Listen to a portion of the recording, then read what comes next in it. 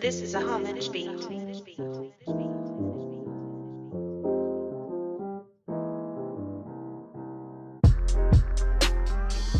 reconcile and be on the same page and the same accord. So again, I'm leading y'all somewhere.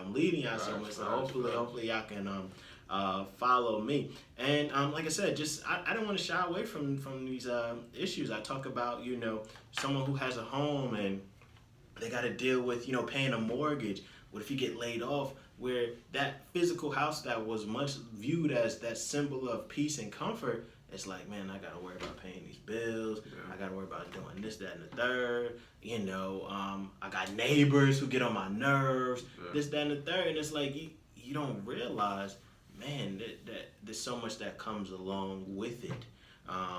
And then I even start talking about, even the worst kind of enmities, like we've been talking about with the spouses. And I say it's terrible to dread coming home when there's chaos and dysfunction. I say, but however, this is the scenario for most. Yeah. I say for most, home is not a sanctuary for peace, but a war zone that is characterized by verbal and physical abuse. I say statistics present a chilling truth. Statistics state that a woman is beaten by her husband or partner every 15 seconds in the U.S. For these women, a home is not a symbol of comfort, but a symbol of terror. I say this is clearly a problem because if we cannot find comfort and peace at home, where can we find it? So like I said, starting off, hey, what are the things a house provides? A house is supposed to provide comfort and peace, but that's not a reality for the majority of us. The reality for the majority of us ain't comfort and peace. Yeah. No matter how it may look to the outside, they may not be comfort and peace within your house. And that's why I was saying it's deeply personal, because we could put on a facade that everything is good. Yeah, we can. Yeah. Make everybody think, hey, man, they living life. Again, example of Bowen Johnson. Yo, they living a life. Yeah. Look at their house, look at their car, look at their kids. They living life. But you don't know what's going on inside their house. Yeah. There may be there may be no peace, there may be no comfort, because what? Those people who living inside their house, they got to be on that one accord. But I say this, the Bible, it talks a lot about peace and comfort. For sure. I say most of it centers on God's house. I say in the Old Testament, this was known as the temple. I say the temple is not a modern concept, therefore it's important to explain what it is. I say temples are generally associated with religious activity, which is primarily true. I say, however, the Israelite temple was where God was. Though God brought Israel out of Egypt, he promised to dwell among them, among the people of Israel, and be their God. This promise was most assuredly included that God would be their comfort and peace. The temple was to serve as the physical representation of God's dwelling with the people of Israel.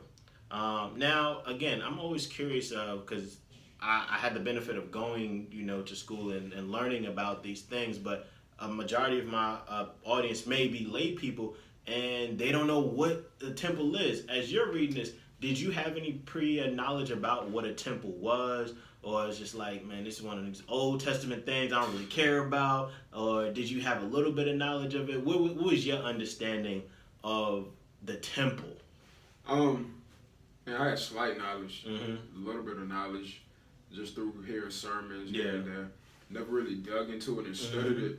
But I understood that in Jewish culture and just that culture that the temple was a place that was sacred and that you had to come correct. If you come in there because you're going there to be in the presence of God. So I understood that there was something that had to come correct and that there had to be some connection with that temple and the sacrifice and the sacrifice of Jesus. Yeah. So I understood that there had to be some parallel there for that. Now, did I know the in-depths of it and like the digging into it, why they sacrifice certain animals at certain times and all these things? Not necessarily where I can spit facts at you off the top of the head, but I understood that there was some semblance of like that temple and that sanctuary being a place where the presence of God could be met in that culture, where they saw that as this is where God is, this is where God is, and if we're going to see God here, we got to come correct, and we got to come humbling ourselves. And the reason that I'm asking that is because I want to make sure that I'm coming where my audience can understand, and hopefully I did a good job of trying to explain what a temple was, because like I was saying, we live in 2018. Like most of us don't really. Back in that culture, they would understand what a temple was, because nearly every nation would have a temple that was dedicated to their God, but we don't have that here and now, so it's kind of hard to relate to a modern day reader the significance of what a temple meant. But that was extremely important, especially in Israelite culture, what that temple represented. Like you said, it was where God was. And I say Israel could not dwell comfortably and peaceably with God because he was holy. This is the problem, because Israel was not. In order for there to be comfort and peace with God, sin must be reconciled. Therefore, the sacrificial system was instituted. So the temple was definitely a place of worship, a place of gathering, but it was also a place with a priest with sacrifice, because you couldn't be in the presence of a holy God without sin being reconciled. I said people couldn't enter God's house, like you were saying. You can't just enter God's house any way you want. And I say this holds true for anyone who goes to another's house. You don't just barge into somebody's house. You wait till you get invited in. I say, in addition, one seeks not to offend the homeowner, but is willing to accommodate the homeowner's preference. Yeah. I say, likewise, entering God's house was not to be done irreverently. I say, in fact, the main purpose of the temple was to reconcile sin. Therefore, going to the temple was a somber moment. It was that constant reminder that sin must be dealt with in order to be in the presence of God. True comfort and peace cannot be achieved if sin is not recognized. I say this biblical truth plays out between two people. And I say one does not need to hold to a biblical worldview to recognize this. If two people do not reconcile their differences, peace will never be attained. This is seen in every human relationship. If differences between governments, businesses, friends, families, and spouses cannot be resolved, there will always be enmity. And like I said, we were talking about work before. I don't think home should just be the exclusive place where you find, peace and comfort. You shouldn't have to go to work stressed out. Yeah. But the reality is, most of us do. For sure. And I think, what are your thoughts that the majority of the reason we go to work stressed out is because we had enmity. Things haven't been reconciled. Whether you work in education, whether it's enmity between you and your colleagues, you and the parents, you and the students, you and the people, the administration who's above you. Do you think that contributes to why there's a lot of stress when people go to work, because things ain't been reconciled? I think that reconciliation even goes deeper than just people that may be your colleagues, you know what I'm saying? Mm-hmm. Just looking at the different situations that I see that are conflicting in my workplace, I see that there are probably strings of lack of reconciliation within the home. Different relationships that have been broken that people try to seek out in other places, and they don't get the results that they want, and it causes conflict. Yeah. So I definitely see that there is a need for reconciliation, and when you do seek out reconciliation, because there have been issues that I've sought out reconciliation, not just for myself, but between other people, and that reconciliation fell through because the reconciliation wasn't followed up with reconciliation holistically, like in that person's home, in that person's family.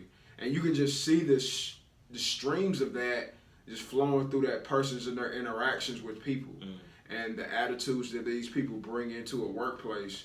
And you can just see how if someone speaks to you in the morning and you just look at them and don't say anything, we don't know each other. I didn't see you last night. I didn't sleep with you. Like, what's going on? There might be something hurting. Like, I shouldn't just go and talk about that person, you know what I'm saying? I should go and have a conversation to be like, hey, I saw that, I spoke to you, didn't say nothing, what's going on? Can I pray for you? Not trying to be super spiritual and overzealous with things, but just coming at them and like there is a need for reconciliation. Yeah. In the workplace, when you have strife and you have discord, man, you got to be able to talk and you got to have these conversations on, and not just try to be like, bump them. Like, they got bad attitude, I don't rock with them. Now, I've done that before. Like, I don't rock with them, they got bad attitude, I don't want to talk to them, but I'm convicted by that when I read things or hear things like this, that, man, if you don't reconcile, it can turn into just a snowball and just have a snowball effect that You don't reconcile this, then you have strife with this person, and it keeps going and keeps going and keeps going. It goes downhill and it blows up. Yeah. So I understand. And the reason that I'm bringing that up is because, again, there's an aspect of the book that's apologetic. So if you want to say, I don't believe in God, I don't believe in having to reconcile any issues with God, but that same principle of reconciliation you see in your daily life, that in order to have peace, you got to reconcile whatever differences you have with other people. Because if you don't, this is just going to be this continued unrest. There ain't going to be no peace. That it's never going to be achieved apart from any sort of reconciliation. And the whole point that I'm going to, and I say, you know, people cry out for peace, failing to realize that if one doesn't have peace with their creator, there'll be no peace with creation. And I think, you know, the fact that we have problems with other people, it just highlights the deeper issue that we haven't made peace with God. You know, I remember we was talking about this concept with Keith, where we think our greatest enemy is another human being. And it's like, your greatest enemy ain't another human being. Your greatest enemy is God.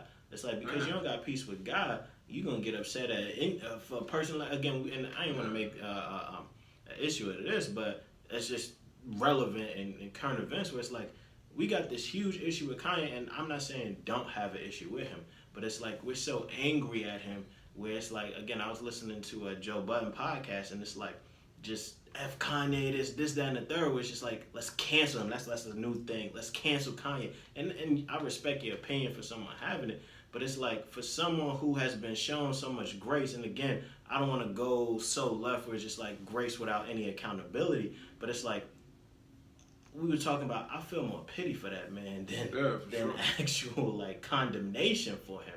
And it's like, he don't know, and that ain't no excuse, because you ought to know, especially with a platform you got to espousing these things. But it's like, issue ain't with Kanye though. It's revealing a deeper issue with you, where it's like, why you get so bent out of shape for this guy expressing. I understand how dangerous it is, but it's like, you know what's more dangerous? You being in enmity with God. Because if I don't recognize that, I'm going to get so bent out of shape about Kanye when it's like, nah, bro, what have I done to offend God in such a manner where it's like, we just talking about Kanye espousing some he ain't commit no crime. He literally ain't commit no crime, but people act like, and the thing about the black community is like, you mess up, you out of here. You know, you out of here, bro. And it's like, that's that tension where it's like, you know what I did? And all the things that I done to offend God, and he could have said, you out of here? Yeah, facts. You know? And so because I've seen that grace that was shown to me, how can I not extend that to another brother? Again, I ain't absolving him of anything, but it's like, I don't know if you saw the TMZ thing, I thought Van's response to him was great. You know, it was measured. It was measured with grace, but it was measured with firmness and just keeping it real with him. And it's like, I think that's the approach that we have to have. But it's like, I don't think and I don't know if Van is a Christian or whatever the case is, but it's like, I don't think that worldview can happen apart from you understanding, you know, that you've been reconciled with God. But my question to you was like, even though I believe I'm coming from a biblical worldview, that if you have peace with God, you have peace with others, but it's like, it almost seems like it's a formula to, okay, if I got beef with you, but if I got peace with God, then my beef with you is going to be eliminated. But that's not always the case. Me and you, both Christians, but we still have problems with the outside world. You know, it's not like, oh, now I become a Christian, I don't ever have any issues with anybody else. Because I think, again, from the outside looking in, we would probably say the most cause of discord happens within the church. These are the people who would say, I've got peace with God.